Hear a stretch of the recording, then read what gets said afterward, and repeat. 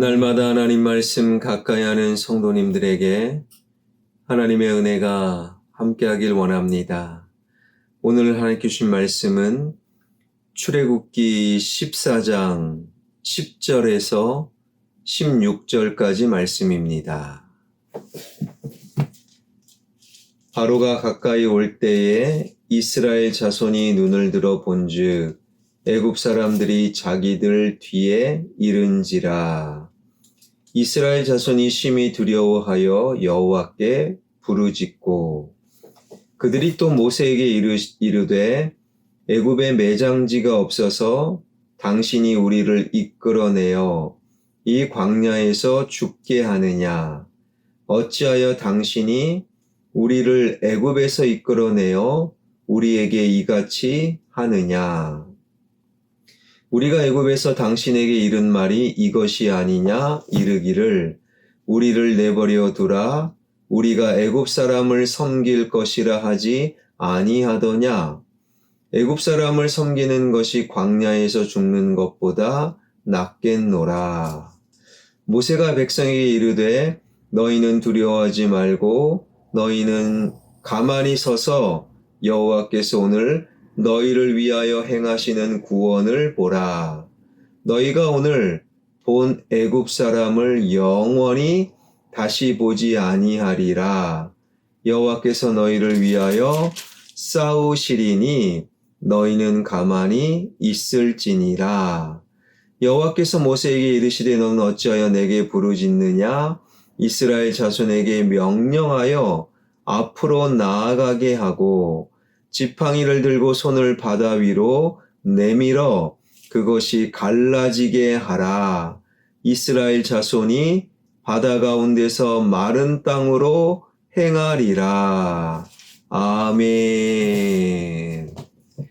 하나님께서 이스라엘 백성들을 홍해 광야, 홍해 바다로 인도하셨습니다. 하나님이 홍해 앞에 서게 하신 것이지요. 그럼에도 이스라엘 백성들은 심히 두려워하여 하나님을 원망합니다. 모세를 원망합니다. 여기서 우리가 죽게 되었노라. 불평과 후회와 한탄을 터뜨리게 되었지요.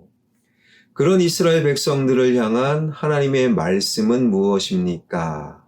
13절, 14절. 모세가 백성에게 이르되 너희는 두려워하지 말고 가만히 서서 여호와께서 오늘 너희를 위하여 행하시는 구원을 보라. 너희가 오늘 본 애굽 사람을 영원히 다시 보지 아니하리라. 여호와께서 너희를 위하여 싸우시리니 너희는 가만히 있을지니라. 13절, 14절 모두 반복되는 단어 가만히 있어라, 가만히 있어라. 우리가 고통 중에 혹은 우리가 어려움 가운데 빠졌을 때 우리 스스로가 빠져나오려고 몸부림을 칠 때가 있는 거예요. 그러나 몸부림을 칠수록 더욱더 깊이 고통 중에 문제 가운데 빠져 들어가게 되는 것이지요. 수영을 제법 잘하는 한 아이. 그러나 내가 수영을 잘한다. 그리고 수영을 하던 중에 그만 아주 깊은 곳에 빠지게 됩니다. 허우적거릴수록 물을 먹게 되고 물을 먹으니 더 정신을 못 차리고 몸부림을 치면 결국에 그 깊은 물에 빠지게 되는 거예요. 이때 가만히 있어라. 가만히 있을 때 몸부림을 멈추고 내가 수고하고 애쓰는 것을 멈추고 가만히 있을 때 몸은 저절로 떠오르게 되고 그 물속에서 빠져나올 수 있는 기회를 얻게 되는 것이지요. 가만히 있어라. 가만히 있어라. 내가 몸부림을 칠 때 하나님이 가만히 계시는 거예요. 내가 열심히 일할 때 하나님은 우리를 지켜보기만 하시는 거예요. 내가 이리저리 쫓아다닐 때 우리 하나님은 일하지 못하십니다. 그러나 내가 하나님 앞에 가만히 있을 때 하나님이 일하시는 거예요. 나의 말을 멈출 때 하나님의 말씀이 들려오는 것입니다. 이것이 주일의 안식의 개념이지요. 나의 일을 멈추고 하나님께 집중하는 것, 그럴 때 우리는 하나님을 향한 예배자가 될 수 있는 거예요. 가만히 있어라. 내가 가만히 있을 때 들어야 될 하나님의 음성이 들려오고, 내가 멈출 때 하나님이 일하기 시작합니다. 가만히 있어 이스라엘 백성이 듣게 된 하나님의 음성은 무엇입니까? 15절, 16절. 여호와께서 모세에게 이르시되 너는 어찌하여 내게 부르짖느냐? 이스라엘 자손에게 명령하여 앞으로 나아가게 하고 지팡이를 들고 손을 바다 위로 내밀어 그것이 갈라지게 하라. 이스라엘 자손이 바다 가운데서 마른 땅으로 행하리라. 이스라엘 백성들이 가만히 있으니 들려온 하나님의 말씀은 홍해가 갈라진다, 마른 땅을 밟고 걸어간다. 루게리병으로 힘들어하는 한 국어교사가 쓴 당신은 모를 거야 라는 책을 보게 되면 이러한 내용이 있어요. 여보의 한자어가 같을여, 보배보. 그러니까 보물과 같은 나의 아내라는 거예요.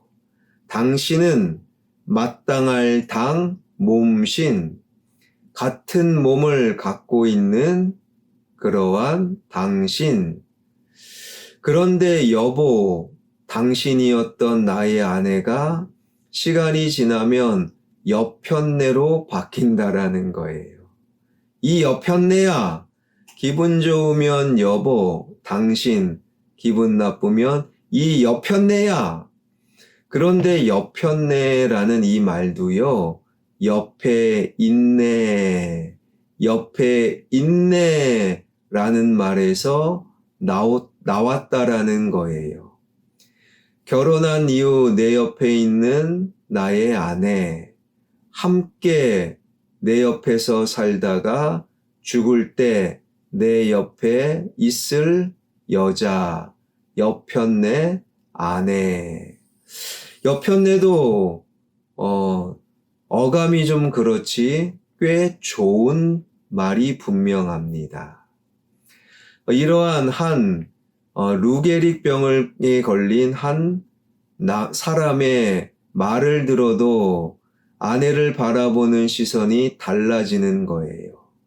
하물며 하나님의 말씀을 우리가 온전히 들을 때 내 삶이 달라지고 내 인생이 달라지고 내가 바라보는 홍해가 달라지고 내 앞을 가로막는 삶의 문제가 달라질 수밖에 없는 거예요.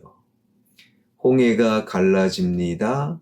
마른 땅을 밟고 건너갑니다. 사랑하는 여러분, 내가 하는 것 아닙니다. 삶의 홍해 앞에 내가 한번 해보겠다. 그러한 몸부림을 멈추고 하나님 앞에 오히려 가만히 있길 바랍니다. 하나님이 나를 위해 일하시고 인생의 홍해가 갈라지고 마른 땅을 밟고 건너게 될 것입니다. 염려가 갈라지고 문제가 갈라지고 가난과 질병이 갈라지고 하나님의 기쁨으로 걸어가게 될 것입니다. 기도하겠습니다. 하나님이 홍해 앞에 인도하여 주셨습니다. 내가 한번 해보겠다. 그 끝은 불평과 원망과 후회였습니다. 오히려 하나님 앞에 가만히 있어라, 가만히 있어라, 이 말씀을 마음속에 새기며 하나님 앞에 가만히 있으므로 하나님의 일하심을 보고 듣고 경험케 하여 주옵소서. 홍해가 갈라집니다. 마른 땅을 밟고 건너게 됩니다. 이러한 성숙한 신앙인이 되게 하여 주옵소서. 우리 주변의 환우들, 인생의 문제, 인생의 홍해 앞에 낭망하는 영혼들 찾아가 주시옵소서.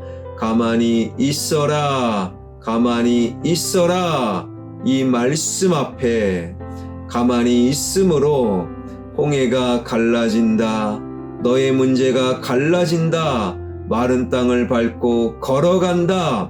이 말씀이 나의 간증, 실제가 되게 하여 주옵소서.